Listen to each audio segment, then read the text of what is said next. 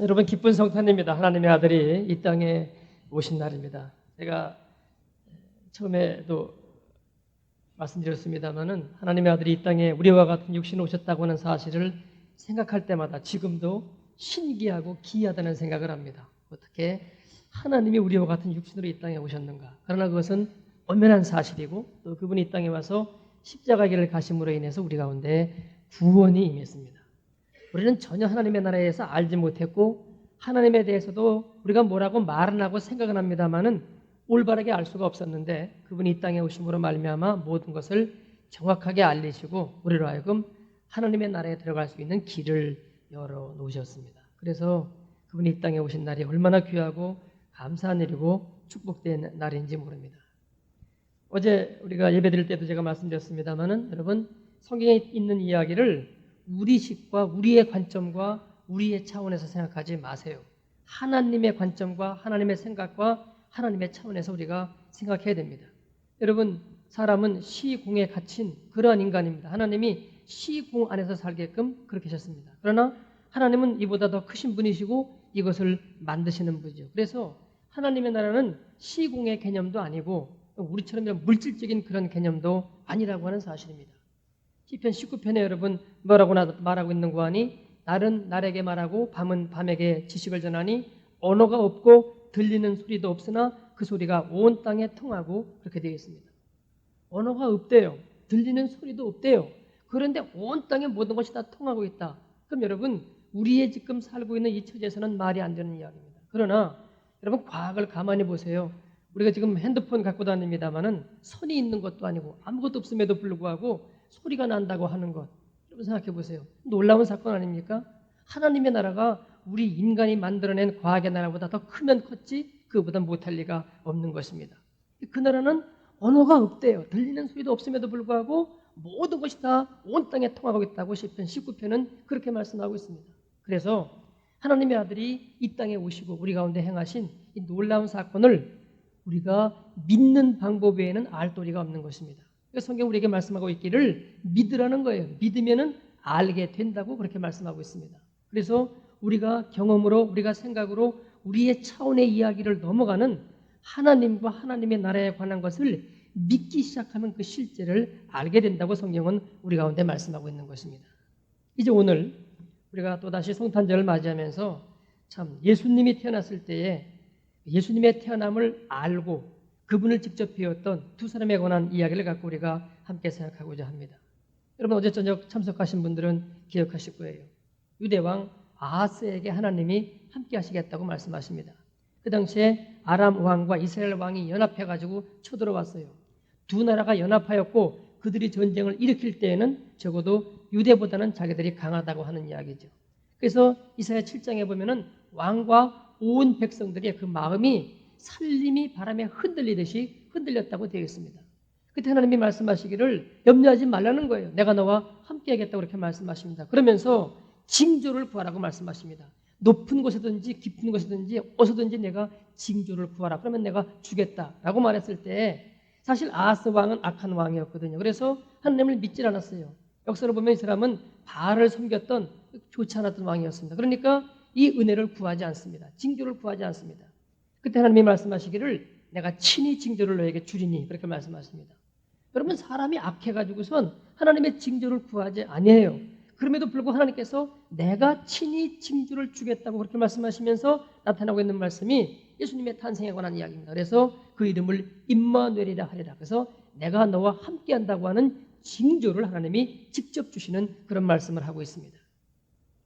여러분 우리가 신앙생활하면서 내가 무엇을 했기 때문에 하는 그런 마음과 그런 생각은 늘 버리세요. 그런 말은 하지를 마세요. 하나님의 은혜가 먼저고 하나님의 인도하심이 먼저이지 내가 무엇을 먼저 해서 우리가 하나님 앞에 나아가는 것이 아니라고 하는 사실입니다. 그래서 오늘 여러분 이제 말씀을 보세요. 이 주님이 이 땅에 오셨을 적에 모두가 몰랐는데 알고 있었던 그것도 사전부터 알고 있어가지고선 주님을 배웠던 두 사람에 관한 이야기가 오늘의 본문입니다. 22절입니다. 모세의 법대로 결례의 날이 참에 아기를 데리고 예루살렘에 올라가니 여러분이 모세의 율법의 결례라고 하는 것은 출산한 여인에게 요구되는 정결 규례입니다. 그래서 출산한 지 남자아이는 40일, 여자아이는 80일이 지난 후에 이 아이를 데려가서 하나님 앞에 번제와 속죄의 죄를 드리는 그 예식입니다. 그러니까 80일에 있었던 그런 이야기죠.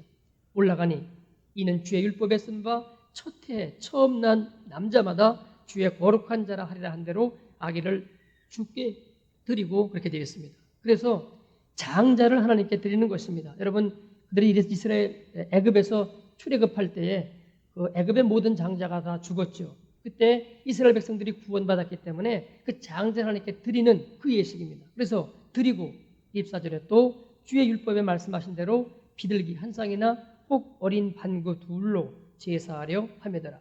반구는 여러분 산비둘기를 말하고 있습니다. 그래서 비둘기나 산비둘기로 하나님께 이제 이 아이를 드린다고 하는 이 번제와 속죄제를 드리기 위해서 아기 예수를 데리고 지금 80일 만에 그 부모가 성전에를 올라갔습니다. 그런데요, 25절에 예루살렘에 시므온이라 하는 사람이 있으니 이 사람은 의롭고 경건하여 이스라엘의 위로를 기다리는 자라 성령이 그 위에 계시더라. 그렇게 되어 있습니다. 시므온이라고 하는 사람이 있습니다. 지금 여기 보기에 나이는 나와 있지 않습니다만은 26절에 저가 주의 그리스도를 보기 전에 죽지 아니하리라 하는 성령의 지시를 받았더니 라는 말씀으로 보아서는 아마도 나이가 들었다라고 생각이 됩니다. 그런데 이 사람에 대해서 의롭고 경건하여 이스라엘의 위로를 기다리는 자라고 그렇게 말씀하고 있습니다. 여러분, 이스라엘의 위로라고 하는 말은 무슨 뜻입니까? 구약성경 가운데 계속해서 메시아가 올 것에 관한 예언이 나타나고 있습니다. 그리고 말라기 선지자 이후로 지금 400년 동안에 하나님의 말씀이 끊어졌습니다. 하나님의 말씀이 끊어졌다는 이야기는 선지자가 없는 거예요. 선지자를 통해 가지고 하나님의 말씀이 나와야 되는데 하나님의 말씀이 선포되고 있지 않으니까 여러분 그 영혼이 곤고한 것입니다. 여러분, 육신적으로 사는 사람이 아니라 그 영이 사는 사람은 말씀이 내 가운데 들어오지 않으면 곤고한 겁니다. 영이 핍절한 것입니다.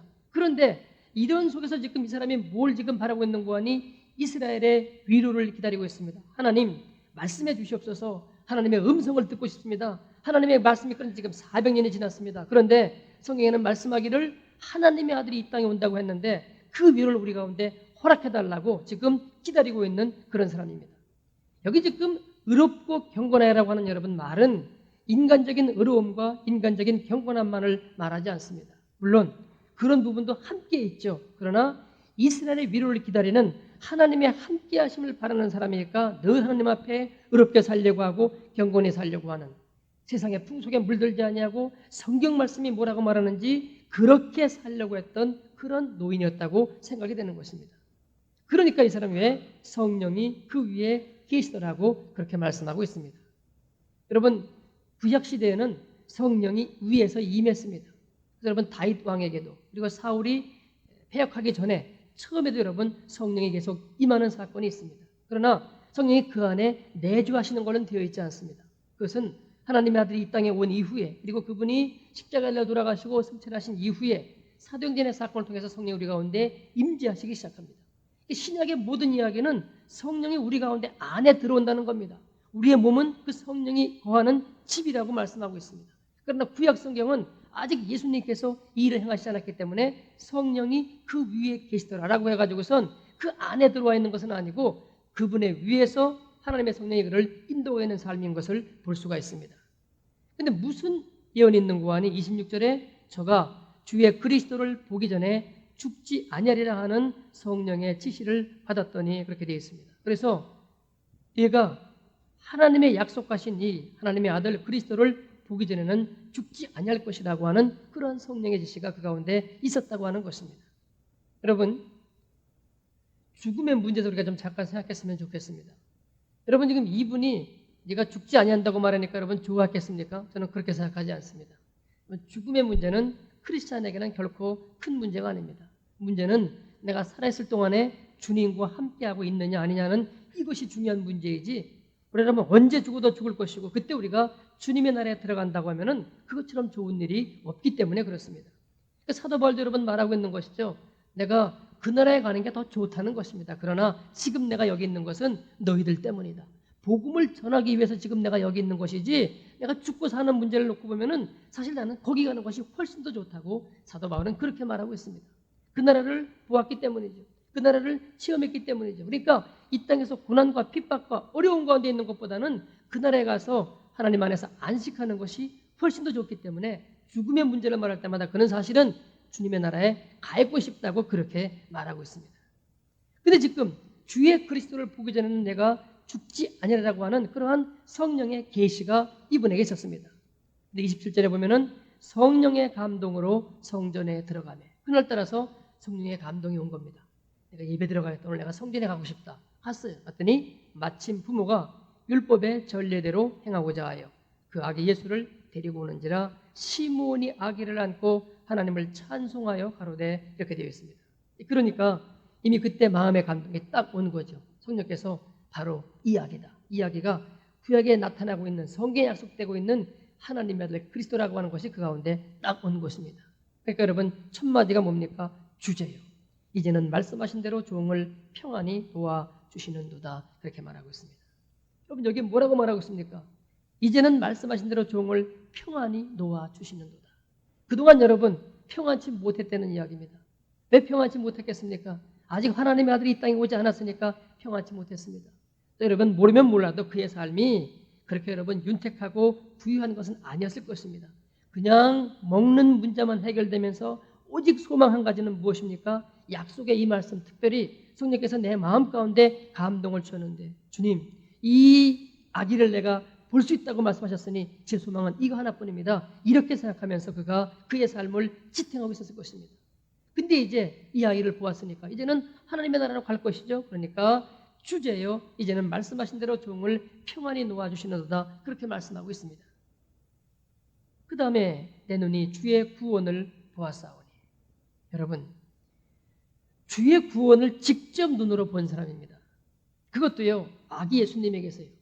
사실은 예수님이 커가지고선 공생의 삶을 함에도 불구하고, 그분들이 예수님을 눈으로 보았음에도 불구하고 이분의 실체가 무엇인지는 몰랐습니다.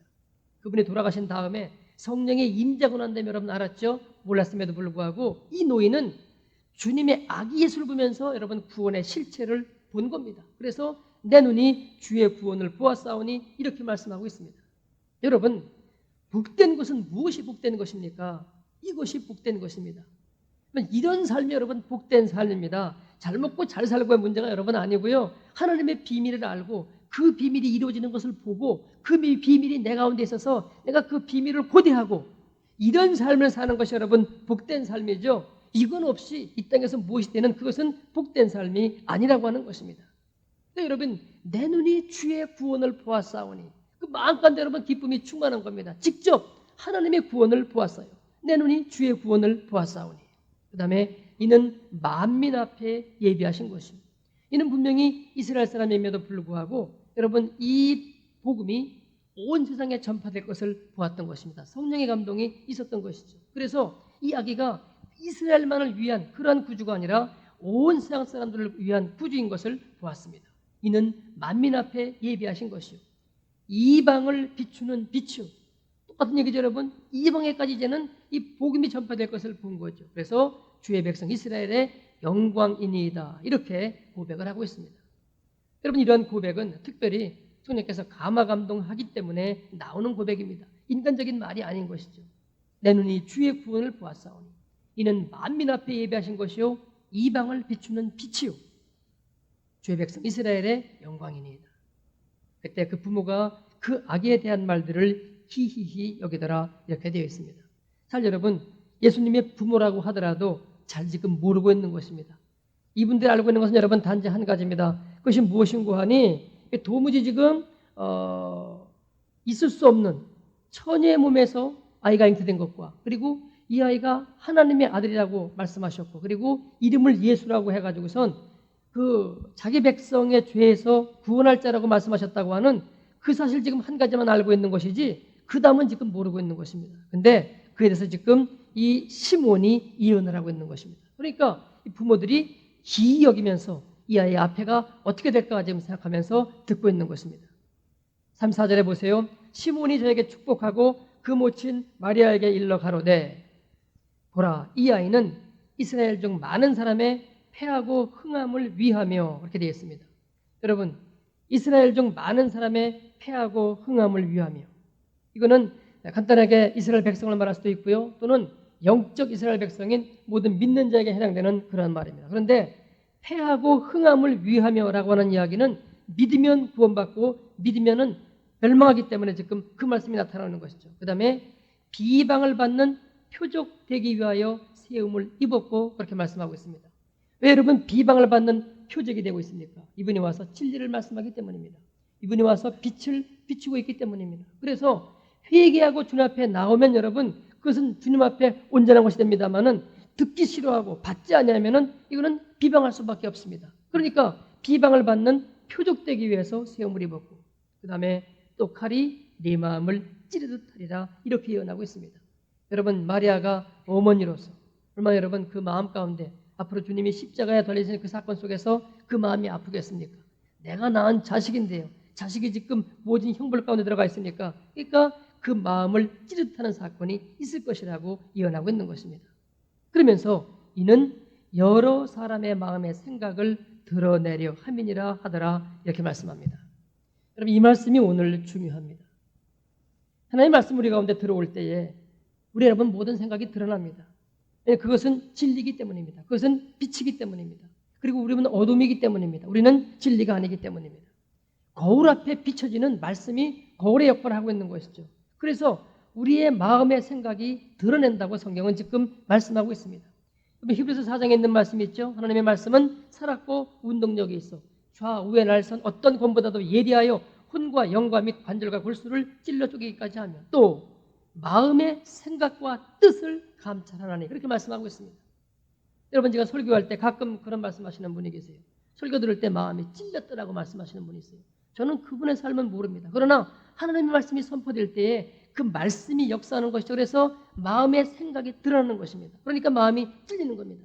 마음의 생각과 뜻을 감찰하니 지으신 것이 하나라도 그 앞에 나타나지 않음이 없다라고 말씀하고 있습니다.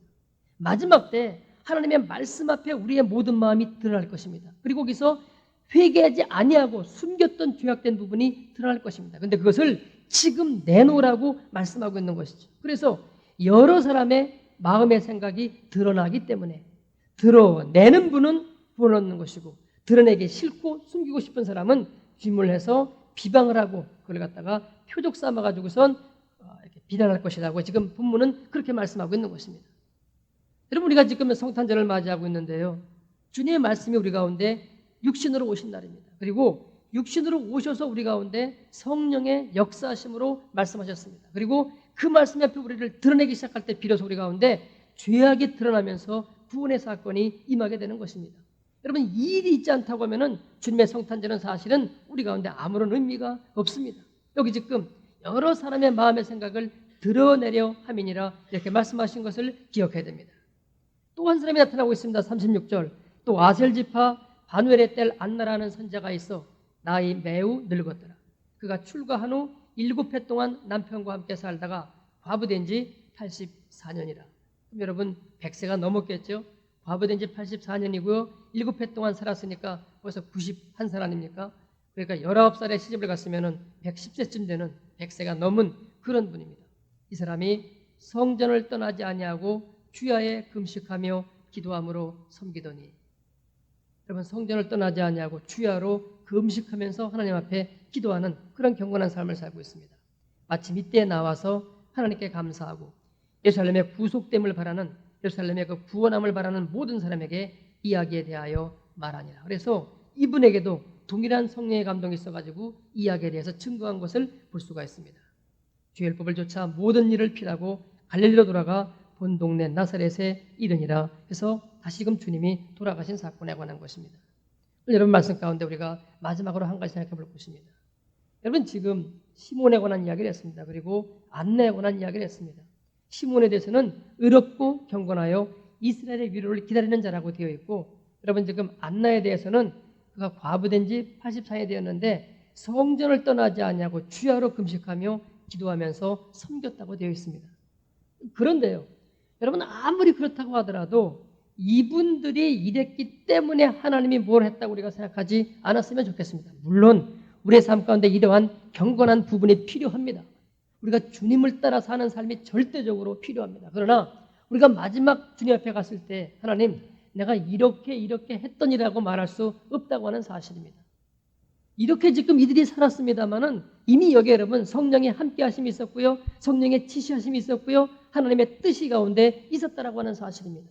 다시 여러분 우리의 입장에 생각해 보시죠. 여러분 내가 예수 믿었더니가 아닙니다. 그렇게 설명할 수도 있습니다마는 그러나 예수를 믿게 된 것이 주님이 우리 가운데 믿음의 마음을 주신 것이고요. 하나님의 아들이 이 땅에 오신 사건이 먼저라고 하는 것입니다. 그분이 이 땅에 오지 않았다고 하면은 우리가 아무리 경건하고 뭘 어떻게 한다가도 할 수가 없습니다. 또 성령께서 우리의 마음을 감화 감동시켜서 주님을 믿게끔 하지 아니했다고 한다면은 아무리 우리가 무엇을 아무리 한다고 하더라도 그것은 아무런 의미가 없습니다. 모든 주권이 하나님께 있다고 하는 사실입니다. 제가 지난번에 오후 예배 때 이 말씀을 드렸습니다.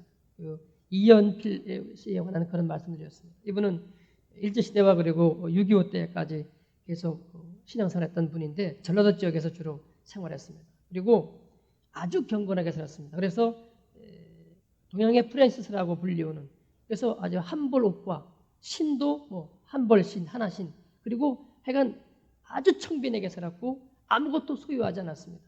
가급적 젊은 남자들을 향해서는 가급적 결혼하지 말아라. 주님만 사랑하라 이렇게 살았고요. 너무 그 삶이 깨끗했기 때문에 많은 사람들이 사실은 가정을 버리고 이분을 따라가는 바람에 기존 교회에서는 이단이라고까지 말했던 그런 분이었습니다. 그런데 그것은 구원에서가 아니라 너무나 깨끗하고 청빈하고 하나님 앞에 온전한 삶을 살기 때문에 그래서 그런 일이 벌어졌던 것입니다. 그런데요. 이렇게 살았던 분이 마지막에 여러분 별세할 때에 그분에 관한 책입니다. 맨발의 성자 이연필전 그래가지고선 맨발은 했다고 하는데요. 이분이 여러분 돌아가실 때 사건입니다. 그 돌아가시기 전날 그분들은 그 따라다니는 분들을 다 카톨릭처럼 같은 말을 썼습니다. 결혼 안 했기 때문에 수녀라고 불렀는데 나이 어린 수녀가 밖에서 군불을 뗍니다. 선생님이 지금 주무시는 방에 불을 떼는데 방에서 이상한 소리가 들려요. 이상하다. 선생님 혼자 계신데 누구랑 얘기하고 있는 것 같은 그런 소리가 들리는 겁니다.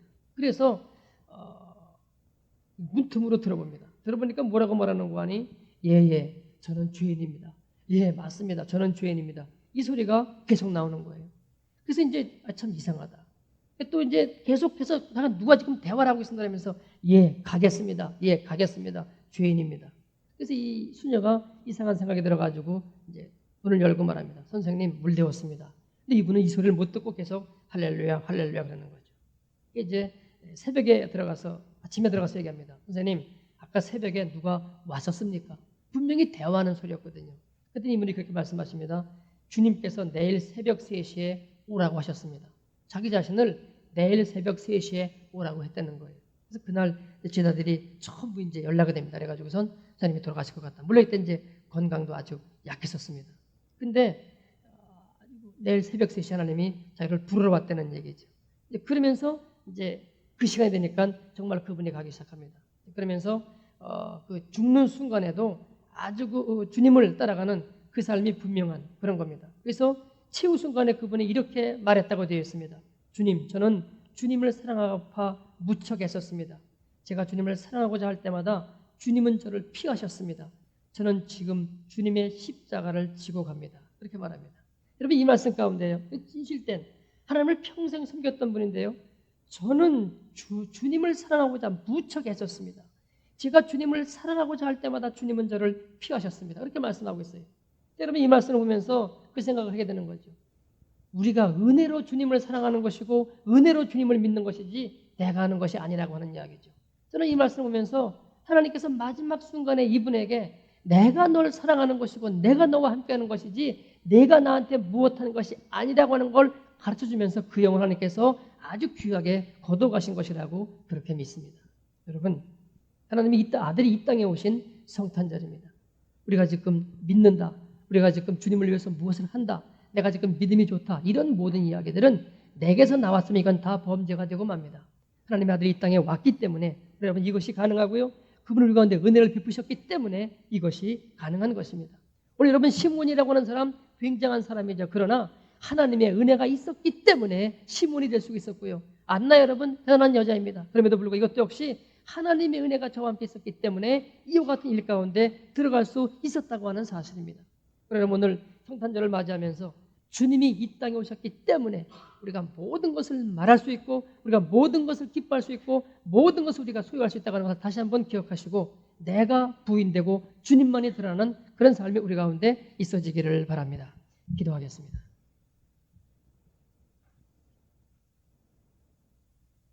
아버지, 그렇습니다. 우리가 아직도 주 안에서 죽지 못하고 있다면 우리는 크리스찬이 아닙니다.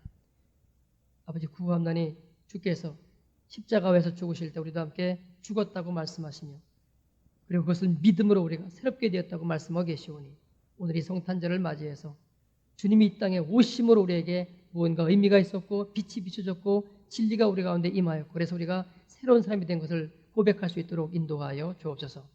우리가 또 며칠 뒤에는 새해를 맞이하게 됩니다. 아버지, 내가 부인되지 않고 수십 년 우리가 예수를 믿는다고 하더라도 그것은 첫 출발이 온전치 않은 것을 아버지 앞에 고백하오니 우리 하여금 온전히 나는 부인되고 주님만을 따라갈 수 있는 삶이 될 수 있도록 역사하여 주옵소서. 다시금 아버지 앞에 감사합나니 하나님의 아들이 이 땅에 오심으로 말미암아 우리의 모든 것이 허락되었음을 감사합니다. 하늘의 모든 것과 또 이 땅의 모든 것도 주의 은혜 가운데 있음을 고백하오니 온전히 주님이 이 땅에 오신 것을 기뻐하며 이제 앞으로의 삶이 나는 부인되고 주님만 드러내는 삶이 될 수 있도록 인도하여 주옵소서. 예수님의 이름으로 감사하며 기도하옵나이다. 아멘.